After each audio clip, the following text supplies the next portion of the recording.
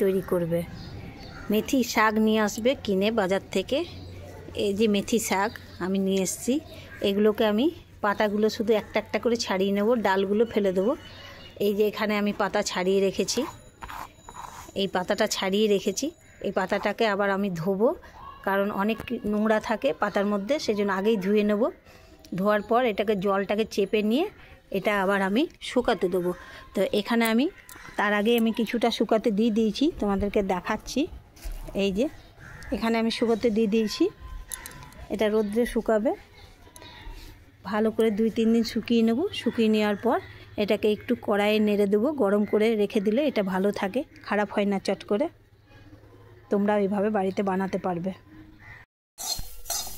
রোদ্রে শুকিয়ে যাওয়ার পর কড়াইটা একটু গরম করে একটু ভেজে নেব।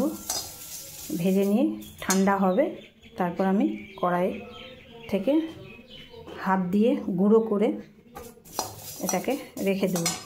এটা আর খারাপ হবে না, অনেক দিন থাকবে। এই যে খুব সুন্দর ঝনঝনে হয়ে গেছে, এই যে আওয়াজ উঠছে দেখছো, সুন্দর হয়ে গেছে। ভাজাটা হালকা একটু ভেজেছি, বেশি না, রোদ্রেই শুকিয়েছি এটা। এই যে এইভাবে আমি গুঁড়ো করে কৌটোর মধ্যে ভরে রেখে দেবো।